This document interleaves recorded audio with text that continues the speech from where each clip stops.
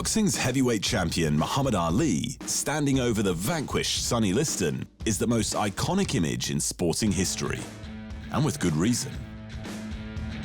In 1965, the heavyweight champ was Floyd Patterson, and Floyd Patterson was truly something special. Out of the ring, the gentleman of boxing and the Olympic gold medalist detested violence and believed a true champion should conduct himself as a gentleman in and out of the ring.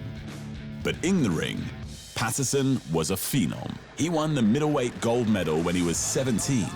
By the time he was 21, he was the heavyweight champion of the world. The youngest in history, Patterson was nothing short of a pugilistic prodigy. And Sonny Liston crushed him.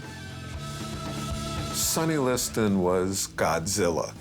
He was unbeatable. He was going to reign for 1,000 years. He was Mike Tyson before there was Mike Tyson. Born sometime between 1929 and 1932, Liston was the second youngest of his abusive and alcoholic father's 25 children. He didn't even know his own birthday. He worked as a leg breaker for the mob. He did time for beating a policeman senseless. He was arrested over 20 times. Liston was everything Floyd Patterson wasn't, and he made Iron Mike look like a pussycat. The Big Bear's method was simple. Push forward, swing those gigantic fists, and watch men fall. By 1963, he'd floored so many victims that Patterson had no choice but to fight him. And Liston knocked the prodigy clean out in the first round. Fortunately, or perhaps unfortunately for Patterson, the contract demanded a rematch, and everyone had a prediction for how the second fight would go. Everyone, including another young Olympic prodigy like Patterson by the name of Cassius Clay. The upcoming Liston-Patterson rematch. Do you have a prediction on that? Well, I predicted Sonny Liston to win the fight in about 3 rounds. He'll stay the champion until he meets me. They called Clay the Louisville Lip because he was so cocky and arrogant that he'd predict the round that he'd finish his opponents in. And he'd announce his predictions in self-written poems. But he was so good, he'd deliver on those predictions. And Clay wanted Liston. Yes, I have a little sharp one for Sonny Liston, but I reveal all of it when the fight comes up. It goes something like this. If you like to lose your money, then be a fool and bet on Sonny. But if you want to have a good day, then put it on Clay. The first part of Clay's predictions came true. Liston put Patterson away again. But again, it was in the first round. With 2 first-round knockouts of the Floyd Patterson, Liston was unquestionably the scariest man to ever lace up a glove. But he didn't want to give Clay a shot at the title because he simply didn't like him.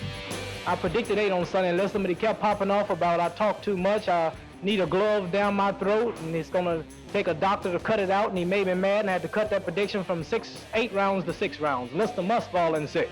Liston wouldn't give Clay the fight, so Clay went after him, literally. He followed him around town, chased him into nightclubs, and hounded him in casinos until the Big Bear had had enough. It was time to teach the kid a lesson, and the sporting press expected a massacre. The odds were 7-1, which were prohibitive. And Liston knocked everybody out in the first round. And these were my instructions. As soon as I got to Miami, rent a car, drive back and forth between the arena where the fight was going to be held and the nearest hospital, so that I wouldn't waste any deadline time following Cassius Clay into intensive care. I mean, that's what they thought about the fight. Liston wasn't as tall, and he was likely closer to 40 than his build age of 32. But he possessed an incredible half-a-foot reach advantage, and he'd finished 25 of his fights before the final bell. That's more wins by knockout than the 22-year-old Clay had fights in total. But if Clay was scared, he wasn't showing it. Now wait for the moment. What's happening? Let's get it on. Want to go now? I whoop you now. The crowd ain't big enough yet. Floyd Patterson was so scared, he couldn't even walk. Man, I ain't scared. I come to your house at 2 o'clock in the morning looking for you. I ain't scared of nobody. It's gonna be a hard. It's gonna take a good man to whoop me. You can look at me. I'm loaded with confidence. I can't beat me. I had 180 amateur fights, 22 professional fights, and I'm pretty as a girl. don't get hit. I don't get hit. I'm so pretty. Cassius Clay was a good, talented young fighter, but most members of the sporting media didn't give him a chance. I believe out of 41 reporters at ringside for that fight, and in those days you had far fewer reporters at ringside, only 3 picked Cassius Clay to win. The day came, February 25, 1964, and Clay was incredible. Liston couldn't get a gauge on the challenger's size and speed, and at the end of round 6, just as Clay predicted, Liston quit on the stool, prompting the new champ to utter his now iconic phrase. I took up the world! I took up the world! I took up the world! Clay had done the impossible, and after the fight, he let all the doubters know how wrong they were in no uncertain terms. Never write about me like it. Never make me 6 to 1. Just make me angry. Never make me no underdog. And never talk about who's gonna stop me. Well, ain't nobody gonna stop me. Not a heavyweight in the world fast enough to stop me. Liston's one of the powerless in the world, and he looks like a baby. I held my hand down here, and I can't do it. I just played with it. Oh, I shook all of you. He shook everyone up, but a lot of the world still wasn't convinced. Liston's links to the mob had people talking. The idea that the big bear would retire on the stool had people immediately suggesting a fix. It was very shocking that Liston did not come out for the 7th round. I mean, if you're heavyweight champion, you're kind of supposed to die trying. But on the other hand, he was considered a mafia fighter.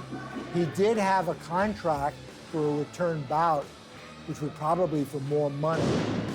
Those rumors were enough for much of the public to discredit the victory.